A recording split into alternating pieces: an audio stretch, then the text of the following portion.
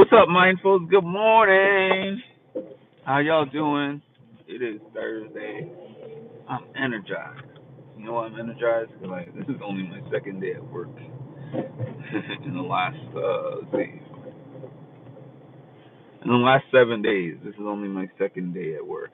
Um, so I feel energized because I haven't really done a whole lot this week in terms of work. So, um, yeah, so the title is The One Who Shows Up. I don't know if that's exactly what it's called, but it's just a thought for the morning.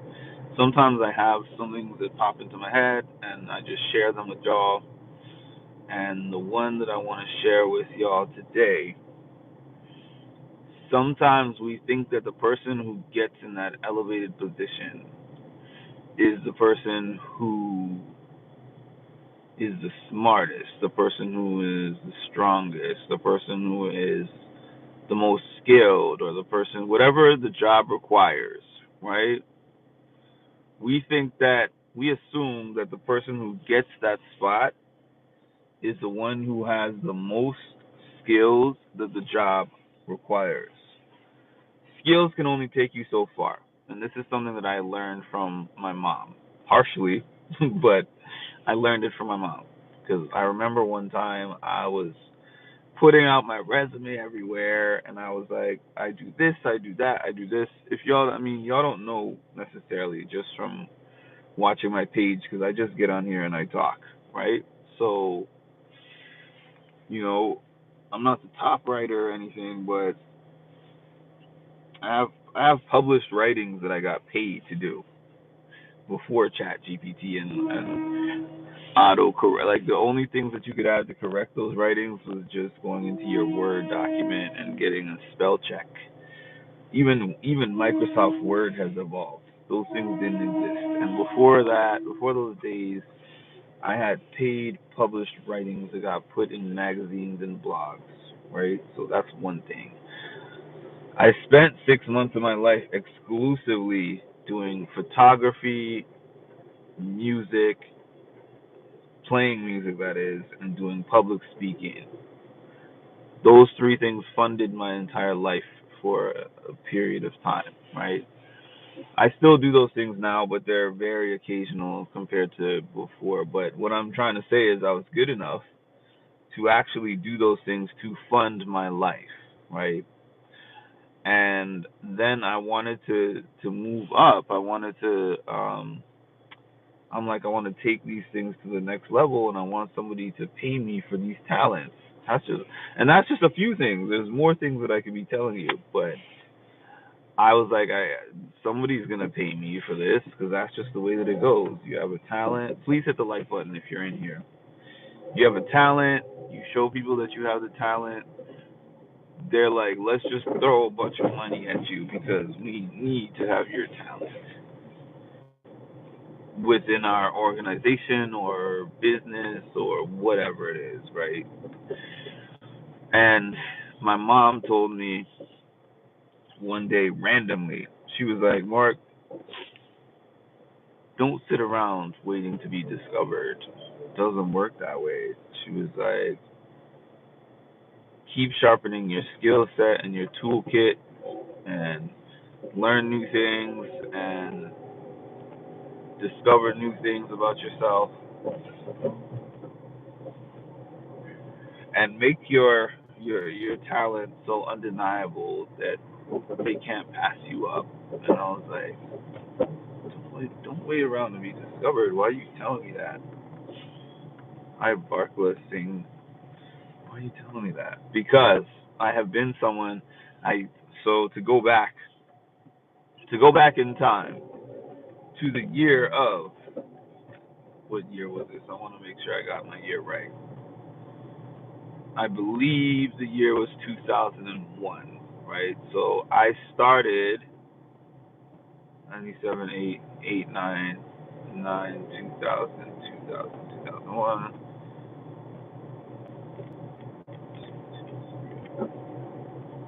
Yeah, so I started playing the saxophone in 2007. the alto sax 2007 in my school band. We had a choice in my school. I was in a small private school. They made us choose. You have to either choose band or choir. So I chose band, not because I couldn't sing, but because I wasn't. I didn't like singing in public, even though my whole upbringing was my mom telling me to sing in church and to sing other places, family functions. So, um,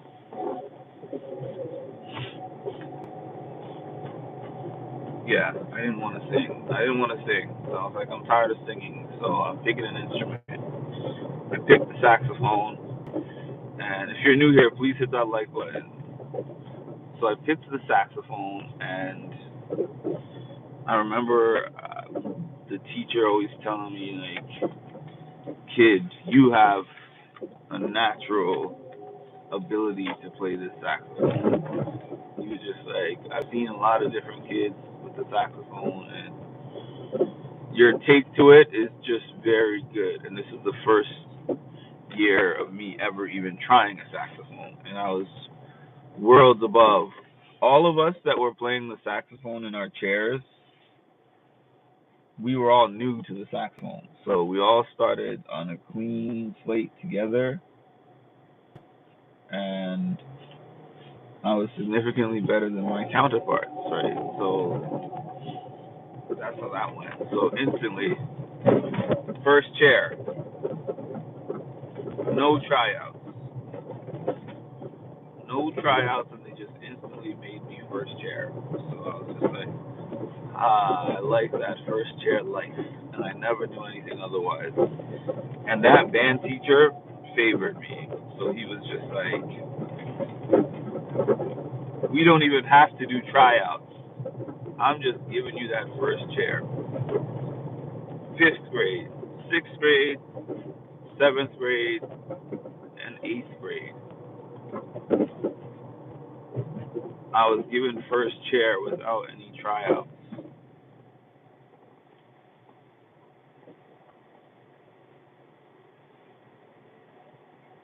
And I have this really slow, I don't know, street sweeper vehicle or something in front of me.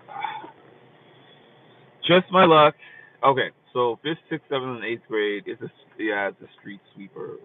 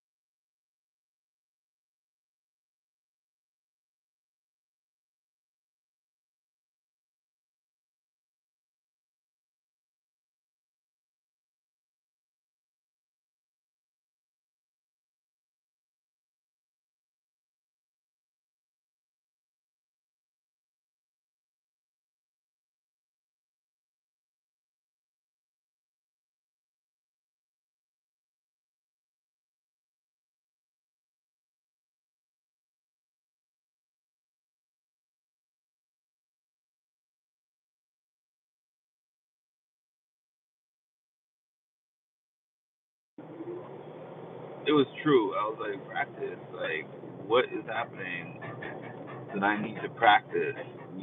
As soon as the concert comes up, I'm gonna be I'm gonna be one of the best people there, and it's actually true. I mean, I'm humbly speaking though, but still, when the concerts came up, I would spend a couple of days in the lab, and I was really good because other people would get into those concerts and choke, and I'm putting sports terms into band, funny enough. But honestly, this is the truth of the matter. Like, they would be all practiced up, and then they would get in front of an audience of people and have to perform. Then they're making mistakes on the notes, and the instruments squeaking and cracking, and like they're playing in the wrong spot. That was never the case for me. I was always solid when the concert came, but I was not solid when it came to practicing. So we were given warning. The instructor said the new instructor, the old instructor got fired. I don't think that's a story for the internet, but I'll say the most I can say about it. I mean, I could say anything about it really, because that's not really on me. I just don't like putting that type of business out there. But I'll say a part of it. My school was a Seventh-day Adventist school, and is like it was pretty strict. As like a private Christian school, it was a pretty strict school, and so they hired somebody for from grades 5 through 8 when I was grades 5 through 8, who was not Seventh Day Adventist, and he was extremely gifted as a band instructor, but he was not a Seventh Day Adventist, and I don't know if it's a rule. I don't know if it's like a hard rule specifically that all your instructors have to be Seventh Day Adventists, but he was the odd man out when it came to that, and he was very good as an instructor. He got the most out of us and out of me, and he was with us for 4 years. He went on band tours with us. He did all this stuff with us. He even set up the band tours, if I'm not mistaken. Like, he had all these connections and stuff. We went and traveled. We had like a tour bus, and we traveled all over Canada and some parts of the U.S. You know, so I don't know. So, anyways, they told us that he was getting fired. We did this big petition for him to stay. We did all this stuff for him to stay, and they fired him anyways. They brought this other guy who was a Seventh Day Adventist, who turned out to be, I'll just say, somebody who didn't follow many Seventh Day Adventist values. That's what I'm going to leave that at. He had the paperwork, as in he got baptized into that church, but as a person, the things that we found out he was into were much worse than anything that the other guy who wasn't Seventh Day Adventist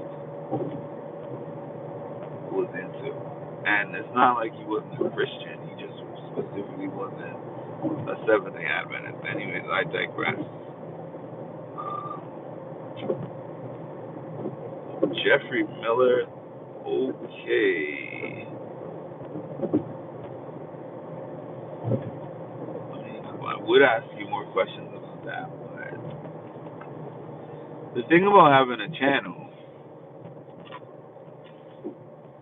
is that you say certain things on your channel, and they're like, whoop, that's not monetized, and I don't come on here to just talk, just to talk at this point. Good morning, Ed. So, yeah, they fired that guy. They brought the other guy. The other guy came in like he was Coach Carter or something. You know, like Coach Carter, if you saw the movie, and where he was just like, I don't care who you are. I don't care what you've done. I don't care your reputation. I don't care about any of that stuff. You are nobody to me because I don't know you. So you got to prove who you are to me before you get any playing time. That's how I felt about the speech that he gave me. because he was just like, "Oh, who are you?" Da da da, blah blah blah. I said, "My name is Mark." Okay, Mark, who? Mark. I've been in the band. I did 4 years of band in high school. I mean, in elementary school, and I won the Kiwanis Festival multiple times. Y'all don't know what the Kiwanis Festival is probably because it's a Canadian thing. But the Kiwanis Festival was this thing that they did every year where you would learn a few pieces or something, a few music pieces, and then you would go into this competition, and the competition would usually be, I don't know, they usually did them in these churches. The church didn't really have any significance to it, but that's just, I guess, because the church has always had the pianos. So then in the pews, um, all the parents and the family who were there to support you would sit in the pews, and you would pick the song, you'd work on the song, you'd walk up the aisle, you would say, "I'm going to play. My name is Mark Agboka, and I'm going to play such and such and such by such and such artist." Then you would sit down on the piano bench, and it would be pin drop silence. Well, not just the piano bench, because I was saying my point of this was to say I did this with the saxophone too. The saxophone you had to stand. The piano you sit, obviously, but with the saxophone, I said I'm gonna play such and such piece by this person, and then I get up there, I play the piece. Nobody claps because they're not allowed to, so you don't know how good you did. It's just like you perform to pin drop silence, and then you go sit down on the bench with your fellow competitors on one side.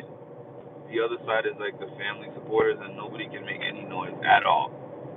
Then you gotta sit and listen to everybody else play. Sometimes they play the same piece as you, and you're like, man, that sounded better than mine.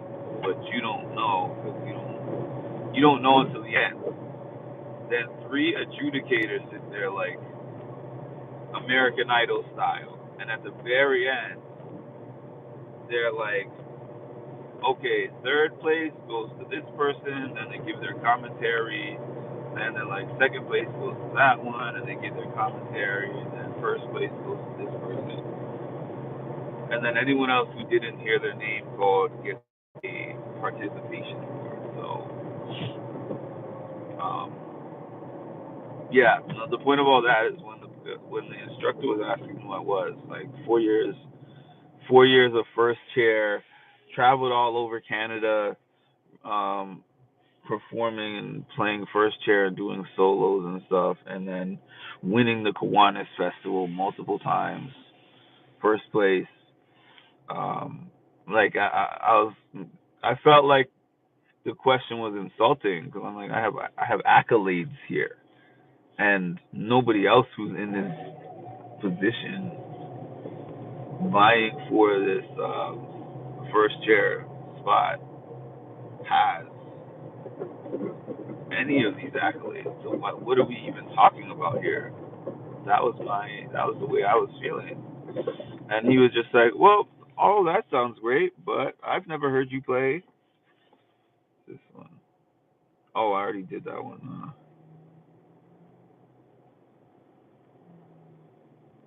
The song is longer.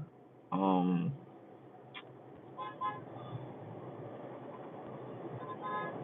yeah, okay. Good luck on your performance. So yeah, I was like looking at this guy crazy. Like, what does he mean? What does he mean that I have to perform? That I have to try out and all this stuff? Anyways, he was just like, yeah, I don't know you. So he said, oh, that sounds great. So that should help you, with getting first chair with me. You just have to practice all the pieces that I give you and perform the best in those practices, and then you can earn your first chair. I have to admit, I never had an audition for a chair. We didn't do audition, or I don't know if other people did auditions. but I was never made to do an audition until that point. I just know that we had like a first day where he would give us some practice pieces, the other instructor, and then we'd play the practice pieces, and from there we'd sight read them. Not even like pieces that he'd give us ahead of time. He would give us the pieces that day, and we would sight read the pieces. And then based on how well we did the sight reading, that's how he always determined who gets first and second. The first couple years, then he was just like, nobody new joined the band. Nobody new joined my section of the band. It was the same people for 4 years. So he was just like, well, you're just, you don't even have to try your first chair automatically. So that year was my first year. That year was my first year ever practicing for practicing for a chair. My first and only year, because I dropped out of the band after that. And then I remember there was this guy who just started playing the saxophone. This drove me crazy. He had never played before, and he was just like, I want to. And he was a guy who was a valedictorian of elementary school and high school. Super smart. I think he was in the choir before, and he decided to switch over to band. And I was like, okay. I got first chair in the bag. I kind of skimmed over the practice pieces a little bit, played them a little bit, and got into the audition. I would say that I was like a little above average. I wasn't terrible because I was actually just very good on the instrument.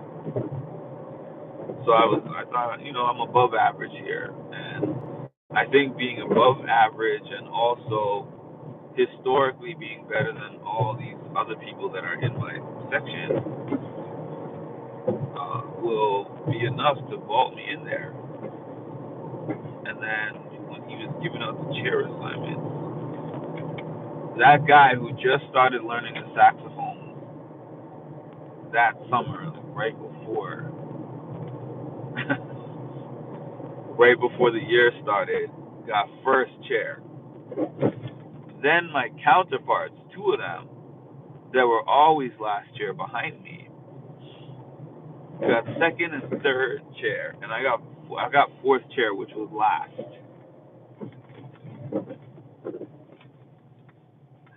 And it was the most humbling thing that I had ever experienced, probably to that point in my life. To get last chair against people that I knew that I was better than. If it was a case of like I had three really strong saxophone players ahead of me that I just knew, we all did our best, and that's where I landed. Sure, I would not love getting fourth chair, but I'd be like, okay, Kenny G is in here, Sonny Rollins is in here. Like these people are so much better than me that I did my best and they outperformed me.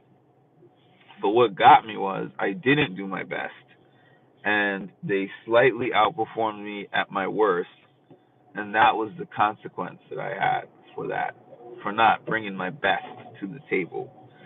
So tying that back into my comments of what I said about my mom,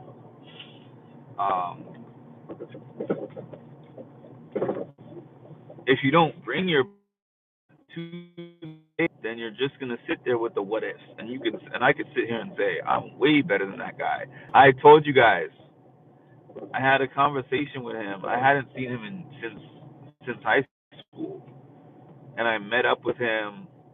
I think 2 years ago now, I believe. It was either last year I think it was last year, as a matter of fact. And when I met up with him, I had this conversation with him about how I felt like I was significantly better than him as a saxophone player. He did not offer much feedback. I don't think that he believed that, but the proof is in the pudding. And when I say the pudding, I mean when we went out and went on band tour and we were performing in all these different places. The way he was messing up those performances left and right was incredible. Like he was playing through the rest.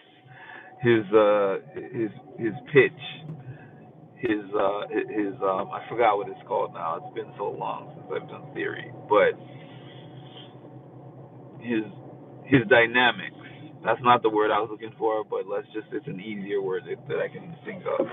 His dynamics were way off. Like the volume, like the volume. They have different volumes, forte, mezzo forte, different things. Like um, you're supposed to play loud here, and you're supposed to play soft here, and you're supposed the volume goes up and down. He wasn't in on any of that stuff, and the band instructor used to get so pissed at him, and I'm like, you picked the person who did the best audition that day, not the person who was best for the job. Because we talking about practice, man, not a game, not a game, not the game that I go out there and die for. We talking about practice. And if you don't know what I'm talking about, go Google Allen Iverson practice speech. It's one of the most classic speeches of all time, where they were asking him questions about how he frequently skips practices, and his answer was just like, "I show up. I show up to the games. You know, I give my all in the games. So I die on the court. You know, like I'm one of the hardest working basketball players on that court. So why are we here debating and arguing about practice?" So that's how I felt. But anyways, yeah, he didn't feel like I was the best saxophone player, as in the guy who got first chair. And I clearly do not feel and never will feel like he was the best saxophone player uh, by any stretch of the imagination, right? What left it open to debate is the fact that I didn't bring my all. So he brought his all, and his all, there's no debate that his best that he did was better than my worst. There's no debate about that. And ever since then, in my adult life, I don't leave things up to chance. What I mean by I don't leave things up to chance is I don't want there to be a debate on who's better. I want to bring my best. Will go up against whatever you bring to the table, whether it's your best, your worst, anything in between, so that if I know that if I am just not chosen and somebody is just better than me, they're just better than me. I know I put my best foot forward and somebody just did better. But if you are like, I know that I'm better than everybody at this or most people, and your effort is, if you lack the effort to show why you're the best, then you always leave the opening for the person who works harder, the one who shows up. I think that's what I titled this, and something I've learned in life, that being the person who shows up and gives your all every time can sometimes get you places more than being the person who is just God gifted with different talents can get you. And my life has been a walking example of that in both senses. But then, if you're the person with the talent and the work ethic put together, then it's just like, you don't want me, somebody else will. I gave my best, I did my best. You personally might not have thought my best was good enough for what you need. I know that it is, and I will go elsewhere until I find the person who values that. That said, I have to get in. I'm late for work. I'm going to quickly move around like the Tasmanian devil for like 10 minutes and then head back out into the car. I might possibly jump back in here on the way to work. I might not. I have not decided yet. And in the meantime, make sure to like, comment, and subscribe, and hit the notification bell to get notified when I drop some more great content. Thank you all. Drop a comment. Have a nice day.